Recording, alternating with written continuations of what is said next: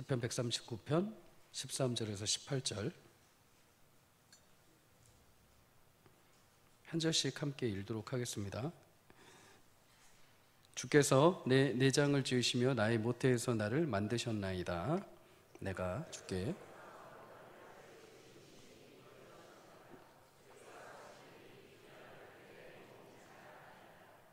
내가 은밀한 데서 지음을 받고 땅의 깊은 곳에서 기이하게 지음을 받은 때에 나의 형체가 주의 앞에 숨겨지지 못하였나이다.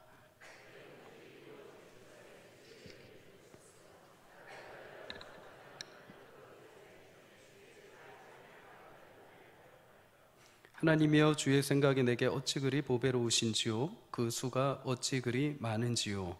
내가 세려고 할지라도 그 수가 모태보다 많도소이다. 내가 깰 때에도 여전히 주와 함께 있나이다. 아멘. 아멘. 오늘 본문 가지고 예수님 안에 행복한 우리 가정, 첫 번째 가정 안에서 건강 자존감 되찾기라는 제목으로 함께 말씀을 나누겠습니다. 오늘 어버이 주일입니다. 어린이 주일입니다. 어린이 주일 넘어갈 뻔했어요. 어린이 주일. 모든 가정마다 하나님께서 선물로 주신 우리 자녀들 귀하게 복음 안에서 자라고 빛과 같이 사용되기를 주의 이름으로 축복합니다. 홀로 계신 가정들이 계시다면, 또 태의문을 기다리고 있는 가정들이 있다면 하나님께서 동일하게 위로 주시고, 실수하지 않으시는 하나님, 실패하지 않으시는 하나님께서 각 가정마다 하나님의 소망으로 가득 채워주시기를 주의 이름으로 축복합니다. 어린이 주일이니까 한 가지 질문을 드려볼게요. 아이들이 질문하고 답한 내용입니다. 한번 유추를 해보세요. 아빠가 제일 크고 그 다음이 나예요, 엄마가 제일 작아요. 뭘까요? 아빠가 제일 크대요, 엄마가 제일 작대요. 방귀입니다. 방귀. 아닌 것 같은데.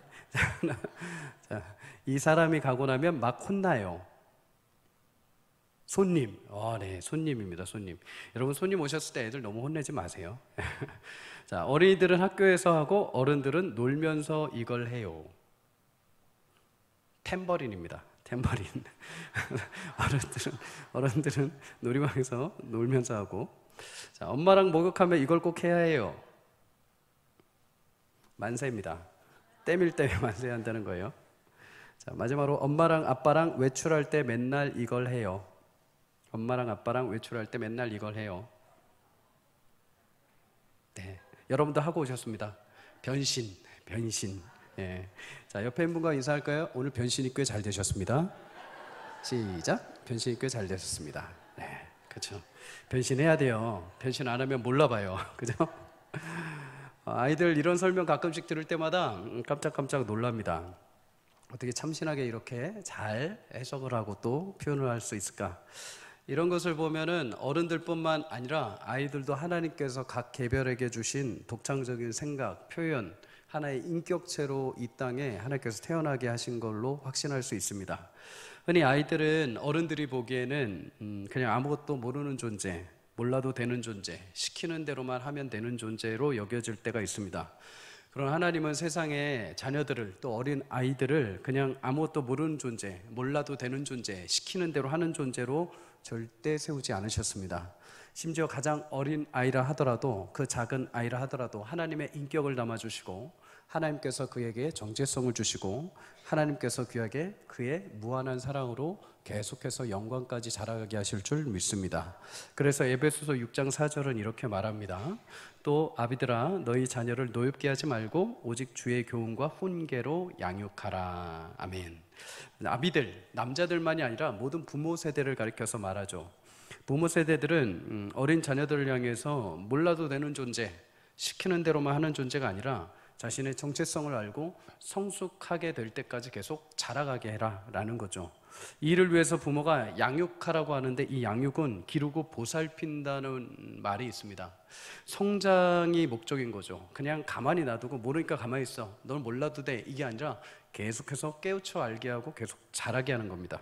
그렇다면 무엇을 위해서 성장하는가? 좋은 직장, 좋은 사업, 안정적인 가정, 그런 것들은 성경이 말하는 양육의 목적이 아니라 목적을 위한 하나의 도구일 뿐이죠. 항상 바뀔 수 있습니다. 항상 그 모든 직업과 모든 수단들은 다 변동이 가능합니다. 다만 최종적인 양육의 목적이 무엇일까요? 힌트가 나와 있죠. 주의 교훈과 훈계로 양육해라. 기본적으로 부모라면 다 규율적으로 도덕적으로 자녀들을 가르칩니다. 이거 하지 마, 이렇게 해, 이거 지켜야 돼 가르치죠. 그런데 그리스도의 부모들은 여기서 한 단계 더 나가야 됩니다. 세상의 교훈과 함께 주의 교훈, 도덕과 양심 규율을 넘어서 그리스도를 아는 지식까지 아이들에게 가르쳐야 되는 거죠. 그리스도인이기 때문에 이거를 해야 돼. 너는 하나님의 자녀이기 때문에 이렇게 이 목적을 가져야 돼 라고 가르쳐야 되는 겁니다. 예전에 제가 전도사 때 중등부를 가르칠 때 목동에서 가르쳤습니다. 근데 이 목동에 있던 아이들 학구열이 되게 높잖아요. 아이들이 진짜 중학생인데도 불구하고 하루에 4-5시간밖에 못 잡니다. 매일같이 학원 가고 매일같이 공부를 하고. 근데 이 아이들의 습성이 뭐였냐면 시작이 어디에 있었냐면은 자신에게 있습니다. 내가 열심히 공부해서 성공하고 나도 뭔가 이루는 사람, 이렇게 되어 있는 거죠. 거기에 대해서 예수님은 곁가지였습니다. 내가 그냥 필요해서 종교 생활을 하고, 내가 엄마가 그냥 가라고 해서 간 거고, 내가 그냥 필요할 때 기도해서 응답받는 존재가 예수님인 거죠. 근데 여러분, 이게 잘못된 거죠. 뒤집어져 있죠. 사실 우리의 시작은 어디입니까? 우리를 창조하시고 예비하신 분은 하나님이신 줄 믿습니다. 우리의 구주요 영원하신 주는 오직 예수 그리스도의 은혜 가운데 있는 줄 믿습니다. 예수님이 이 땅에 우리를 보내셨죠. 하나님이 우리를 창조하셨습니다. 창조하신 목적은 이 땅에서 그리스도인으로 살게 하시는 거죠. 하나님의 영광을 위해서 살게 하는 것이 최종 목적입니다. 내가 모든 수단, 내가 공부하고 내가 무슨 결론을 내고 내가 학교에 입학하고 내가 취업을 하고 이 모든 것들은 목적이 아니라 그 목적을 위한 수단이 되는 거죠. 내가 이 수단을 통해서 하나님 앞에 어떻게 영광을 돌리며 살 것인가, 내가 이것을 위해서 남들을 위해서 어떻게 도우며 살 것인가 하는 수단들이 되는 겁니다. 그런데 이것을 제대로 가르치지 않으면 이게 역으로 바뀌어져 있는 거죠. 이거를 위해서 하나님이 수단이 되어버리는 겁니다. 내 가치와 내 목적, 나의 어떤 인생의 돈을 위해서 하나님과 예수님이 기도의 수단이 되어버리는 것이죠. 사랑하는 성도님들, 어린이들, 우리 자녀들 양육할 때 이 순서를 바꾸지 않기를 주의 이름으로 축복합니다. 너는 어떤 일이 있든지 간에 너의 살아가야 될 목표는 하나님이 기뻐하시는 자녀이고, 너의 하나님, 너의 영광의 주가 너의 삶을 인도해 가실 거야. 그러니까 너는 끝까지 하나님만 바라보며 살아가렴.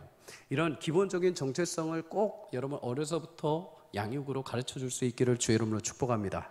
이 순서가 뒤집어지게 되면 이제 문제가 발생하기 시작합니다. 이 정도의 길이 달라지게 되면 이제 조금씩 우리에게 인생에 문제가 발생을 하죠. 여러분 가끔 이런 말을 들어보셨을 겁니다. 이생망 들어보셨습니까? 이생망? 우리 젊은이들은 아마 알 겁니다. 이번 생에는 망했다. 이걸 줄여서 이생망이라 그래요. 일부는 어르신들을 많이 다 아셨는데 이분은 다 어르신인 척 하는 거죠. 이생망, 이번 생에 잘못 태어난 것 같다, 더 이상 희망이 없다, 망했다 라는 뜻입니다.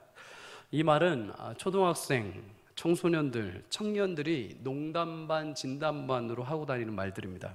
그러면 여러분 왜 인생이 망했다고 말할까요? 이번 생에 이제 끝났어, 내 생에 끝났어.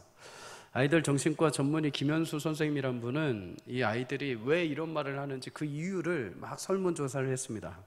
3위가 친구들 사이에 자신이 별로 존재감이 없어서 망했다라고 이렇게 얘기를 한대요. 요즘 아이들은 사실은 그냥 평범하게 학교 생활하면은 그거 망한 걸로 생각합니다. 기본적으로 다 유튜브하고 SNS하고 자기 PR을 다 해서 어떻게 해서든 자기를 드러내야 뭔가가 이루어진 걸로 생각을 한다는 거죠. 근데 그런 걸 전혀 안 하면, 또 아이들 가운데서 두각을 나타내지 않으면 나 망했어, 나 별 볼 일 없는 애야, 이렇게 생각을 한다는 거죠. 두 번째, 2위는 자기도 작은 꿈을 계획했는데 그것이 실현되지 못했을 때, 나 이런 거 하고 싶었는데 그게 되지 않았을 때 자신은 인생 망했다고 생각한다는 거죠. 고작 초등학생이 뭘 했다고 뭘 무슨 꿈을 이미 벌써 끝났다고 벌써부터 자포자기하고 인생 망했다고 말하는지 모르겠습니다. 마지막 대망의 1위, 부모의 기대에 부응하지 못해서 망했다, 이렇게 대답들 합니다. 부모가 나를 위해서 교육시키고 나에게 하라고 한 것들이 있는데 그것을 이루지 못해서 망했다라고 평가를 하는 겁니다. 저는 개인적으로 이 말을 들으면서 굉장히 마음이 먹먹했습니다. 저도 저희 자녀들에게 혹시 이런 실수로 스스로가 인생이 망했다고 평가하고 있게 만드는 건 아닌가. 다 완성되지도 않은 어린아이들, 다 완성되지도 않은 청소년들, 이제 그 과정에 있는 청년들이 자신들의 인생을 향해서 함부로 결론을 냅니다. 인생 망했다, 끝났다, 이번 생에는 별 볼 일 없다. 그런데 그렇게 내리는 결론이 성공과 실패의 그 기준이 어디에 있습니까? 부모의 기대에 부응하는 거에 있습니다. 이 말을 돌려서 말하면 무슨 뜻이냐? 자녀들은 자신들의 인생을 누군가의 꿈을 위해서, 자신들이 정작 생각해보고 자신들이 하나님 앞에 어떤 길을 살아가야 될지, 자신들이 어떤 것으로 하나님의 꿈을 이루어야 될지 생각할 겨를 없이 시키는 대로 달려간다는 겁니다. 부모가 원하는 대로, 부모가 시키는 대로, 부모가 가라는 대로 그냥 가는데 그게 안 이루어지면 인생 망했다고 정쳐버린다는 거죠. 그리고 부모가 시키는 대로 이루면 성공한 것이고, 부모가 시키는 대로 해내지 못하면 망했다고 선언을 합니다. 몇몇 부모님들은 자녀들 위해서 정말 치열하게 살아가십니다. 우리나라처럼 정말 학부열이 높은 나라는 없죠. 심지어 자녀들의 미래까지 탁탁탁탁 이미 계획을 다 해놨습니다. 초등학교 때 뭐 시키고, 중학교 때 뭐 시키고, 대학 때 어떻게 해도 유학을 어떻게 보내고, 어떻게 해도 탁탁탁 열정이 넘치죠. 그런데 그렇게 가르칠 때 무엇을 기준으로 할까요? 대부분 다는 아닐 겁니다. 그런데 가장 쉽게 접근할 수 있는 방법은 부모 자신의 과거가 기준이 됩니다. 내가 하고 싶었던 것들, 내가 이루고 싶었던 것들, 내가 사정상 못 이뤘던 것들, 내가 사정상 공부하지 못한 것들, 이래서 얘는 반드시 내가 공부시킬 거야. 내가 반드시 얘만큼은 내 전철을 받지 못하게 하고 반드시 인생 역전시킬 거야. 나처럼 고생스럽게 안 살게 할 거야 하면서 막 열심을 다해서 가르칩니다. 물질적인 어려움 속에 학업을 이어가지 못하셨던 분들은 어떻게 해서든 힘든 일을 해서라도 돈을 벌어서 자녀 학비를 대가면서 어떻게 해서든 학원을 보내죠. 그 모든 것이 나의 기준에서 시작이 됩니다. 내가 못했든 내가 잘했든 내 기준에서 어떻게 해서든 자녀를 성공시키고 싶은 마음이죠.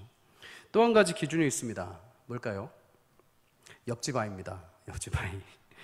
옆집 아이는 이것도 하고 저것도 하는데 내 자식 가만히 놔두면 왠지 뒤처질 것 같고, 또 이렇게 엄마들 카페에 들어가면 막 요즘에 뭐가 요즘에 유행이고 뭘 해야 된대요, 뭐 빨리 해야 된대요 하면 막 성급해서 막 시킵니다. 옆집 아이에 비교해봐서 자존심상 내 자식이 뒤처지는 것 같으면 어떻게 해서든 빨리 보내고, 내 자식이 특목고 간다고 하면 나도 남의 자식 특목고 간다고 하면 내 자식도 특목고 보내고 싶어하고, 유학 간다고 하면 어떻게 해서든 빨리 유학 같이 보내고 싶어하고. 그런데 여러분, 그 뒤에 소식들 들어보셨습니까? 유학 갔다 와서 어떻게 됐다 들어보셨습니까?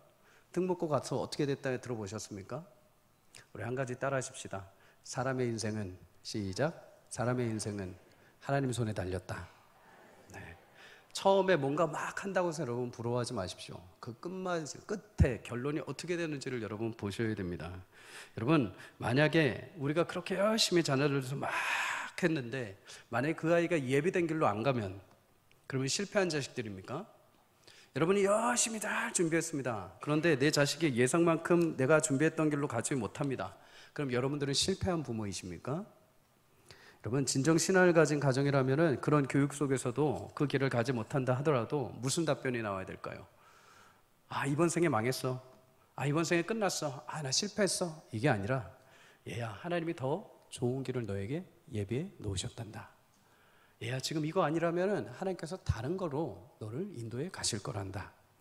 여러분, 이런 답이 아이들에게 주어져야 되지 않을까요? 여러분, 그런데 아이들은 이런 답을 생각해 낼 수가 없습니다. 왜요? 보고 듣는 것만 아이들은 지금 판단할 수 있기 때문이죠. 그러면 이 아이들에게 이런 생각과 이런 마음을 누가 넣어줘야 될까요? 부모가 넣어줘야 되는 거죠. 부모가 너 왜 이거 못했어 하면 그 아이는 폭망했다고 생각합니다. 내 인생은 이거밖에 안 돼.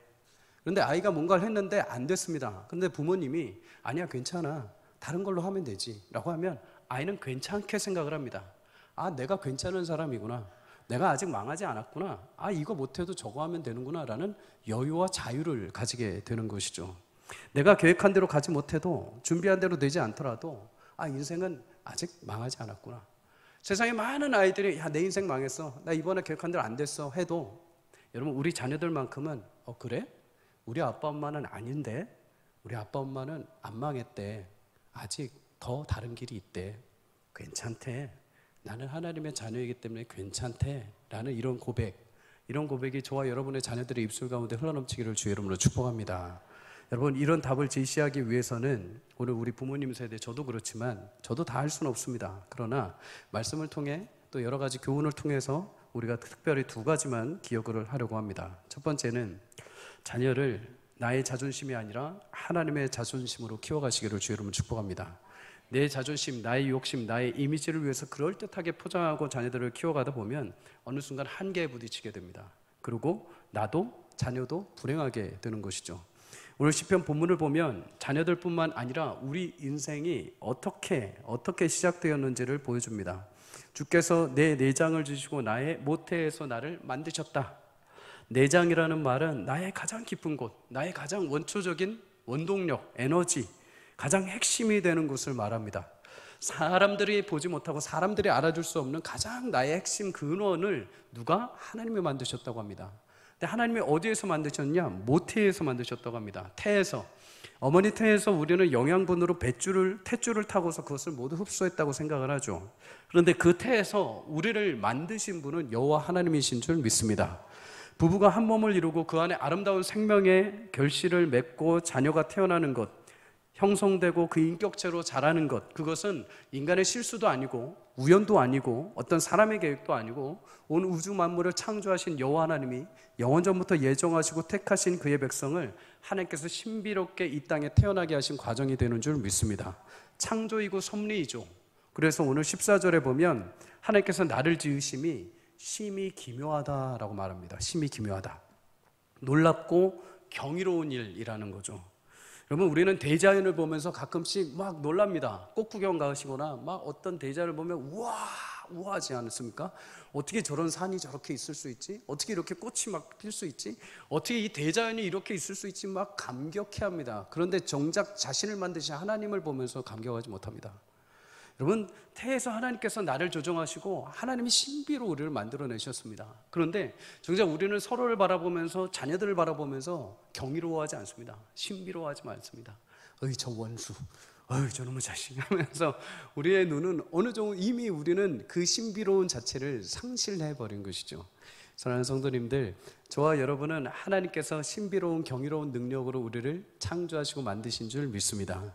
우리 자녀들도 그런 신비로운 능력으로 주님께서 우리 가운데 선물로 보내주신 줄 믿습니다. 그런데 더 놀라운 것은 15절에 있습니다. 우리 함께 읽을까요? 시작. 내가 은밀한 데서 지음을 받고 땅의 깊은 곳에서 기이하게 지음을 받은 때에 나의 형체가 주의 앞에 숨겨지지 못하였나이다. 아멘. 가장 은밀한 곳, 이 세상 가장 사람도 아무도 알 수 없는 그곳에 놀라운 신비로 지음을 받을 때 나의 형체가 주의 앞에 숨겨지지 못했다라고 말합니다. 다시 말해서 하나님의 눈이 내가 영원 전에 예정하신 그 순간부터, 그리고 엄마 뱃속에서 잉태되는 그 순간, 그리고 나의 형체, 내 뼈라는 말입니다. 내 뼈가 구성이 되고 완성이 되고 자라는 그 순간까지 주의 눈에서 내가 벗어난 적이 없다는 것이죠. 거꾸로 말하면 무슨 말일까요? 하나님께서 영원 전부터 태어나는 그 순간, 태어난 이후 우리가 주님 앞에 서는 그 순간까지 하나님의 시선이 우리와 늘 함께 하신다는 것입니다. 우리를 지키고 보호하신다는 것이죠. 이것을 좀 쉽게 이해하게 표현해 보자면 이렇다고 볼 수 있습니다. 아마 부모님들 자녀들이 태어나기 전에 여러 가지 준비들을 하셨을 겁니다. 태어나기 준비 전부터 하시죠. 아가들 방도 만드시고 신발, 침대, 베네쪼고리, 기저귀, 장난감, 유모차, 모든 것을 떨림과 설렘으로 막 준비를 합니다. 그리고 마침내 감동의 그날 제 자녀를 안고 집으로 옵니다. 집으로 와서 이제 키우기 시작을 하죠. 근데 그때 왜 이제 아이들을 키우면서 이렇게 우리 부모님들의 마음에는 눈이 하나 더 생깁니다. 눈이 여기 생기는 게 아니라 여기 하나 더 생기죠. 마음의 눈. 이 눈이 어디를 향할까요? 항상 자녀를 향합니다. 밥을 먹을 때도, 일을 할 때도, 놀러 갈 때도 항상 이 마음의 눈은 자녀들 향하죠. 자녀들이 학원에 갈 때도, 대학에 갈 때도, 결혼할 때도, 직장할 때도, 손주를 할 때도 항상 이 마음의 눈은 끊임없이 자녀들을 향합니다. 근데 놀라운 일이 뭐냐? 엄마들은 이 마음의 눈 때문에 항상 자녀들이 멀리 있어도 아이들 마음이 어떤지 압니다. 자식들 마음이 어떤지 알죠. 보지 않아도 자식들을 훤히 꿰뚫어 보고 있습니다. 놀라운 능력입니다. 초능력입니다, 진짜. 가끔씩 저도 부모님하고 전화하고 어머니를 찾아뵈면은, 어머니가 권사님인데 어머니 딱 제 얼굴만 봐도 압니다. 제가 한 주 동안 어떤 마음으로 살았는지, 어떤 마음에 그런 것들이 있는지를 딱 보고 캐치하시고 위로해 주십니다. 인간의 부모는 태에서부터 태어난 이후로 줄곧 그 자녀를 향한 마음의 시선을 거두지 않죠. 그리고 그 상태와 그 모든 것들을 다 이해하고 다 감쌉니다. 근데 하나님은 우리를 태 전부터 그분의 뜻 안에 담으시고 아주 작은 점이 될 때, 그리고 형성되는 순간, 그리고 우리를 태어나게 하신 그 모든 순간순간까지도, 그리고 우리의 삶의 일거수일투족 한 번도 하나님은 그의 눈을 떼어보신 적이 없습니다. 끝까지 우리의 삶을 보시고 지탱하시고 인도해 가시는 줄 믿습니다. 사랑하는 성도님들, 그래서 우리 개인뿐만 아니라 우리 자녀들은 신비로운 하나님의 솜씨요 걸작품이 되는 줄 믿습니다. 하나님은 그냥 만들어 놓으시고 땡 하고 버리시는 분이 아니라 끝까지 그 걸작품을 지켜보십니다. 내가 만들었기 때문이죠. 내 것이기 때문입니다. 내 것이기에 단 한 번도 그 눈을 외면하신 적이 없습니다. 사랑하는 성도님들, 나를 지금까지 인도해 오시고 나를 지켜오신 것처럼 우리 자녀들도 하나님께서 그의 눈으로 지키시고 보호하고 인도해 가실 줄 믿습니다. 그 작품 가운데 내 자녀가 있다는 것을 꼭 기억하십시오. 내 자녀는 다른 애들하고 좀 달라. 내 자녀는 왜 이러지? 아니요, 그 아이도 하나님의 걸작품입니다. 하나님의 눈이 그 아이를 떠나지 않으실 것입니다.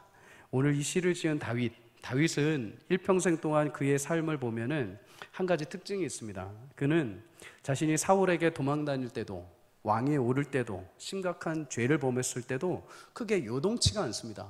흔들리지 않아요. 마음에 어떤 큰 변화들이 막 없는 것 같아요. 도망 다닐 때도 비관해서 자살하려고 마음먹지 않습니다. 이번 생엔 망했어. 저놈의 사울 때문에 내가 망했어, 끝장났어 하면서 비관하고 머물러 있지 않습니다. 토로는 하죠. 하나님 앞에 토로합니다. 그런데 그의 시편을 읽어보면 항상 그 마지막에 뭐가 있습니까? 하나님을 찬양합니다. 하나님을 경배하는 것으로 끝이 납니다.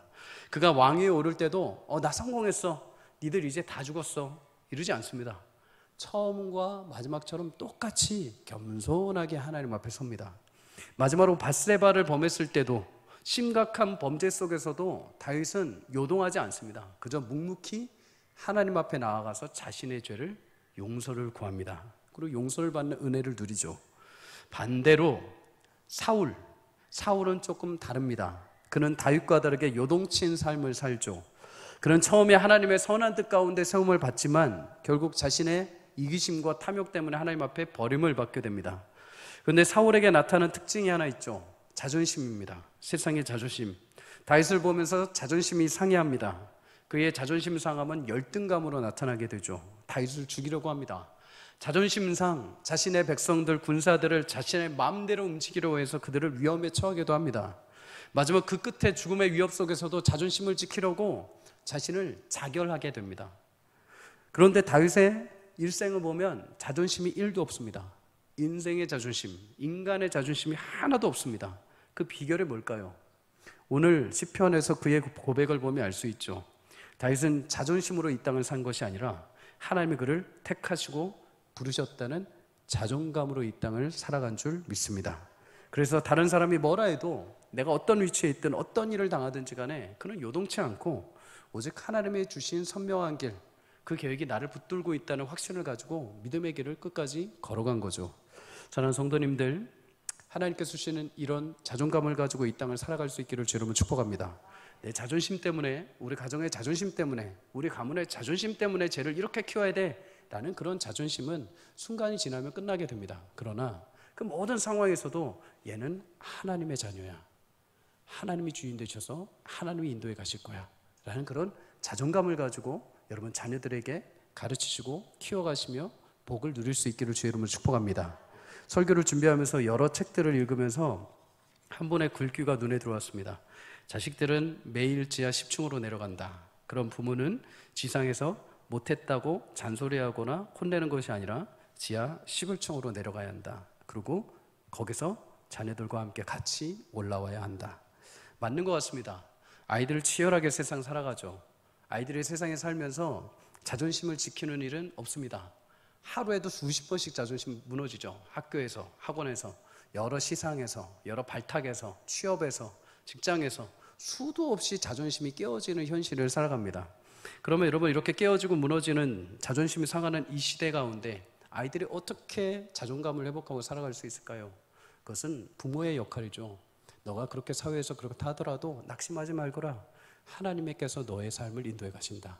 하나님이 너의 주인 되어 주신다. 하나님이 너의 삶의 모든 것을 관여하시고 반드시 너를 사용하실 것이다.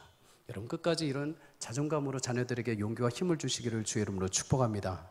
여러분 두 번째 마지막으로 기억해야 할 것은 자녀는 부모가 준비한 길이 아니라 하나님이 준비한 길을 가야 행복합니다. 자녀는 부모에게 하나님이 맡겨주신 존재입니다. 부모 마음대로 하라고 주신 소유물이 결코 아닙니다. 내가 나의 자녀를 보는 눈과 하나님께서 보내주신 이 자녀를 보는 눈이 시야가 다릅니다. 내가 내 자녀를 위해 준비한 길과 하나님이 내 자녀를 위해 준비해 놓으신 길이 다릅니다. 부모는 중간에서 하나님께서 이 자녀에게 예배하신 길이 무엇입니까? 라고 묻고 구해서 그 길을 자녀에게 제시해주고 그 옆에서 도와주는 거죠.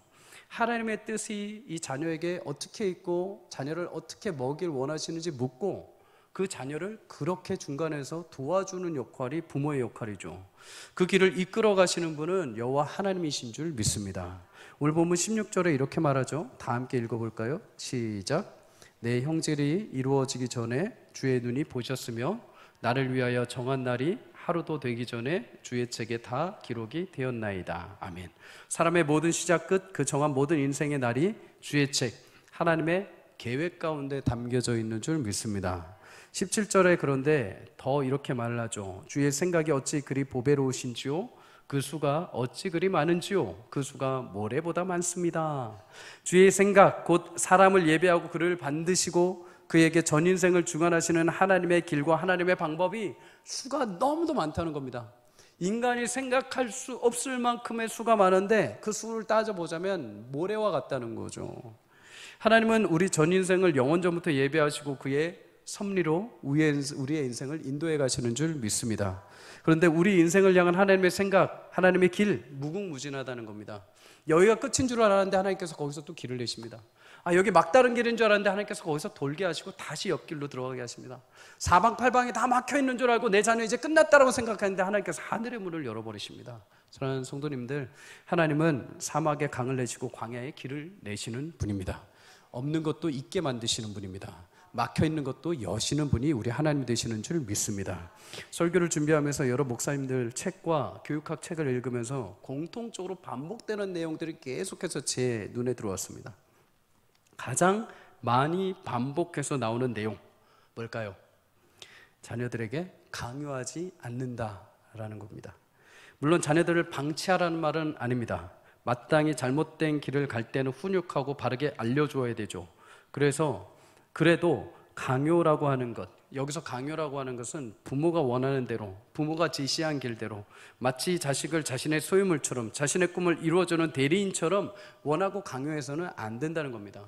부모가 아무리 10가지 길을 제시한다 하더라도 하나님께서 100가지 길, 1000가지 길로 인도하시면 그 길로 보내야 한다는 거죠. 거기가 합당한 길이라는 겁니다. 부모가 길을 제시하다가 길이 막힐 때가 있습니다. 그러나 하나님은 그럼에도 길을 열고 준비해 놓으셨다는 겁니다. 그래서 함부로 자녀들에게 내 생각대로 강요해서는 안 된다라고 계속해서 책과 목사님들은 권면을 합니다. 명신초등학교 교장으로 섬기는 엄마 반성문이라는 책을 쓴 이유남 교장 선생님이 있습니다. 권사님이신데 명문대의 남매 아들과 딸을 2명을 보내게 됩니다. 그래서 많은 사람들의 부러움을 사게 됐죠. 근데 이 권사님에게는 남모를 간증이 하나 있습니다. 아픔이 있죠. 권사님의 별명은 양 카리스마입니다. 양 카리스마. 양쪽에 칼을 든 여자. 무섭죠. 왜 그러냐? 이 권사님이 맡은 반은 그 해에 반드시 1등을 합니다. 어느 정도인지 이해가 가시죠? 엄청나게 공부시키고 엄청나게 아이들을 계속 움직여갑니다. 그래서 새 학기가 되면은 믿는 엄마들은 기도한다고 합니다. 제발 우리 자녀가 이 권사님의 반이 되게 해주세요 막 이러는데 아이들은 되게 싫어한다고 합니다. 제발 저 권사님 반 되지 않게 해주세요. 다른 거죠. 이렇게 아이들을 학교에서 막 가르치는 선생님 집에 와서 어떨까요? 집에서도 동일하게 자신의 자녀들을 가르쳤다고 합니다. 집안 내 가훈이 SK라고 합니다. 뭔지 아십니까? 시키는 대로, 시키면 시키는 대로가 가훈이랍니다. 저희 어머니가 아니어서 다행이에요. 학교에서 애들 가르친 것 이상으로 집에 돌아오면 이 두 남매를 갖다가 온갖 관심 갖고 가르치고 막 이거 했냐 저거 했냐 막 했습니다.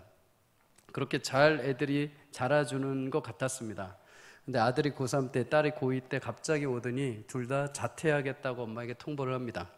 좀 쉬었다가 검정고시 보겠다고 이야기를 합니다. 물론 권사님 입장에서는 말도 안 되는 거죠. 그래서 안 들어주려고 했는데 안 들어주면 애들이 정말 극단적인 선택을 할까봐 도장을 찍어줬다고 합니다. 그 상황에서 남편까지 사업이 기울어져서 사채업자까지 찾아오는 상황이었다고 합니다. 권사님이 너무 억울하고 분이 터져가지고 하나님 앞에 막 기도하다가 방에서 나와서 아들을 불러다 놓고 따졌답니다. 내가 뭘 그렇게 잘못했냐? 니네를 위해서 이렇게 내가 피땀 흘려가면서 가르치고 지금까지 이렇게 돌보았는데 도대체 니네 왜 나한테 이러냐? 이렇게 따진 거죠. 그런데 아들이 엄마한테 이렇게 답을 합니다. 엄마, 이거 내가 좋아서 한 거야? 엄마가 좋아서 한 거잖아. 엄마가 원해서 한 거지 우리 위해서 한 거야? 아니잖아. 얼마나 숨 막혔는지 알아? 아들의 이 말에 권사님이 충격을 받았답니다. 자신이 권사로서 열심히 기도하고 자녀를 위해서 최선을 다한 줄 알았는데 그게 아니었다는 거죠. 그날 권사님이 방에 들어와서 막 울면서 기도를 하는데 갑자기 머릿속에 하나님께서 필름이 막 돌아가는 것처럼 과거의 모습들을 막 보이셨다고 해요. 그러면서 하나님이 마음속에 네 모습을 한번 봐라 라는 마음에 감동을 주셨다고 합니다. 그래서 막 기도하면서 막 보는데 정말 자기가 과거의 아이들을 막 쥐잡듯이 잡았다는 겁니다. 공부 조금 안 하면 막 깨우고 막 숙제 안 했냐 안 했냐 막 TV 보면 막 혼내고 막 애들을 진짜 막 강압적으로 하는 게 자기 눈에 보였다는 겁니다. 그러면서 거기서 성령께서 두 가지를 깨닫게 하셨는데 하나는 자신은 한 번도 진심으로 자녀를 칭찬해 주는 게 없다는 겁니다. 칭찬을 하긴 했는데 성적을 잘 받아왔을 때 그리고 회장이 되었을 때 성과를 내었을 때 그냥 기계적으로 잘했어 하고 넘어갔다는 거죠. 두 번째는 자녀들과 진심으로 대화를 못했다는 겁니다. 바쁘다는 핑계로 설거지하면서 그냥 교육 준비하면서 대충 답을 주고 자신은 그냥 하고 싶은 명령만 했다는 겁니다. 칭찬도 제대로 못하고 대화도 못했다는 것. 그러면서 에베소 6장 4절에 자녀들을 노엽게 하지 말라라는 말씀이 자신의 행동 가운데 나왔다는 것을 깨닫게 된 거죠. 그렇게 후회하면서 가슴앓이를 하면서 어느 학교에 이렇게 출근을 했는데 반에 출근을 했는데 비가 오는 날이었다고 합니다. 그날 아이들이 막 비를 맞고 우산을 정리하고 막 자리에 앉았는데 수업 준비를 안 하고 계속 떠드는 겁니다. 그래, 니네 어디까지 떠드나 한번 보자 하고서 이렇게 계속 물끄러미 바라보고 있었답니다. 근데 갑자기 그날 하나님께서 마음에 쾅 하고 주시는데 아이들이 이전과 달라 보이기 시작했답니다. 그 전에는 쟤는 왜 저래? 쟤 머리 왜 저래? 쟤는 왜 맨날 늦게 와? 이렇게 정죄하는 눈빛이었는데 갑자기 그날 비를 맞고 온 아이들의 모습이 너무 사랑스러워지기 시작했답니다. 이전에 한 번도 경험해보지 못한 마음으로 아이들이 보여지기 시작을 한 거죠. 그래서 지각하면서 웃고 들어오는 아이를 보고 쟤는 어떻게 저렇게 웃으면서 들어올 수 있을까? 준비물을 안 가져온 아이는 쟤는 준비물 안 갖고 왔는데 어떻게 저렇게 맨날 다 해낼 수 있을까? 이렇게 시각이 변화되기 시작한 거죠. 그러면서 그 생각이 있다고 합니다. 내 자식들도 내가 막 그렇게 안 해도 맨날 비 맞고 이렇게 와서 열심히 공부했는데 눈비를 뚫고 와서 이렇게 열심히 공부를 했는데 내가 그걸 몰라주고 내 입장에서만 끊임없이 명령하고 가르치고 다그치기만 했구나. 그리고 그날부터 회복을 위해서 열심히 기도하면서 준비했다고 합니다. 그리고 자녀들과 관계를 회복하는데 무려 5년이라는 시간이 걸렸다고 합니다. 문을 닫아버리고 안 열었는데 끊임없이 기도하고 용서를 구하면 조금씩 문이 열리면서 마침내 5년 만에 회복이 되고 자녀들은 검정고시를 보고 대학에 들어간 거죠. 권사님이 간증으로 마지막으로 이렇게 권면을 하는 것을 들었습니다. 자녀에게 명령하면 그것은 절대로 실패합니다. 시키는 것이 아니라 선택권을 주는 것이 현명한 방법입니다. 아이는 인격체이고 이 아이들은 할 수 있는 능력이 다 있습니다.